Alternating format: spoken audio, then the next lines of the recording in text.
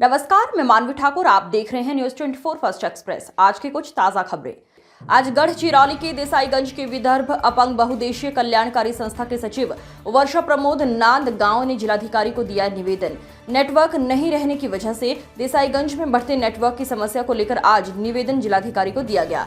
निवेदन कुछ इस प्रकार है कि मोबाइल ये आज इंसान की जिंदगी में एक अहम भूमिका निभाता है। कितना भी गरीब व्यक्ति क्यों ना हो, उसके पास मोबाइल होता ही है। ऐसे में नेटवर्क न मिलने के कारण बहुत ज्यादा परेशानी का सामना करना पड़ता है। पढ़ाई, खेती, उद्योग, ऐसे कई मामलों में नेटवर्क की अहम भूमिका होती है, पर हमारे देसाईगंज में नेटवर्क न होने की वजह से ऐसे कई परेशानियों का सामना हमको करना पड़ रहा है। 1000 रुपए तक का रिचार्ज करने के बाद भी ये एयरटेल, आइडिया, जियो, बीएसएनएल जैसे कंपनियों का नेटवर्क देसाईगंज गांव में मिलता ही नहीं। कृपया आप जल्द से जल्द सख्त कार्यवाही करें और नेटवर्क की समस्या को हल करें। नमस्कार, मी वर्षा नांदगावे, विदर्भ अपंग बहुउद्देशीय कल्याणकारी संस्थेचे सचिव। दिनांक 25/3/2025 मी माननीय उपजिल्हाधिकारी सुनील सूर्यवंशी सर यांना निवेदन दिलं की नेटवर्कचा जो इतका प्रॉब्लेम आहे त्याच्यावर कोणीही बोलायला तयार नाही।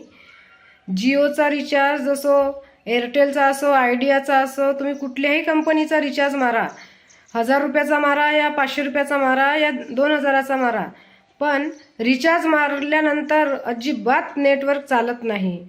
खूप ठिकाणी नेटवर्कचा प्रॉब्लेम आहे।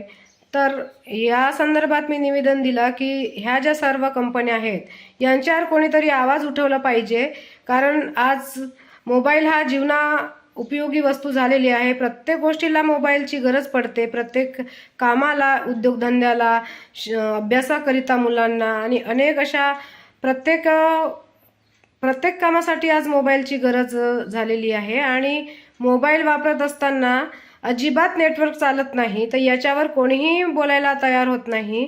फुकट पैसे हे रिचार्जसाठी वाया जात असतात आणि इतक्या महागला रिचार्ज भरून सुद्धा नेटवर्क अजिबात राहत नाही। तर या संदर्भात माझा आरोप आहे की या ज्या सगळ्या मोबाईल सिमच्या ज्या कंपन्या आहेत यांना कोणाचं तरी दडपण असायला पाहिजे आणि याच्यावर मला हे निवेदन दिलेलं आहे मी संस्थेच्या वतीने।